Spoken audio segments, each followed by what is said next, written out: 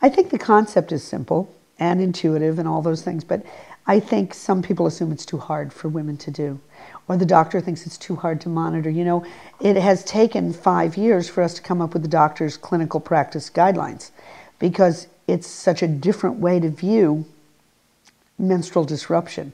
If something happens to somebody on the Wiley protocol, you can look up the 5 different ways to change it and address 20 symptoms. But for you as a doctor, you weren't taught to treat hormone replacement like that. You get rid of the symptoms and you send them out there still deranged hormonally, and the insidious processes that go on with losing your estrogen, because estrogen controls 3,000 gene products, 300 body processes. So you lose your estrogen, you lose everything. And you send them out there, and that's still going on. Only by band-aiding it or masking it with low-dose hormones, you may in fact have exacerbated things like proliferation. And when I began to examine this, could not imagine why no one wanted to understand what normal was versus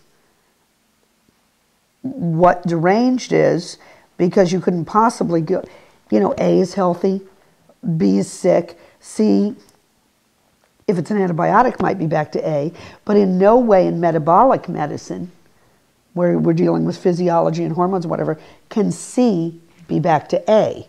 I always tell women the menstrual cycle is like the computer monitor. You can tell if the software's working.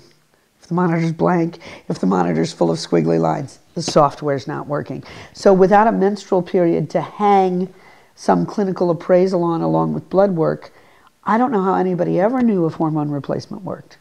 And my favorite part is where women say, well, but I don't want to have a period. And I always look at them, because I'm a little chirpy, and say you can have a period or a walker. You can have a period or chemotherapy.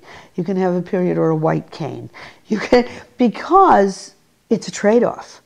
You either are fertile and register in the world as a player, or nature takes you out because you compete for the food supply with mothers and babies. So the natural aging process anthropologically is to take you out.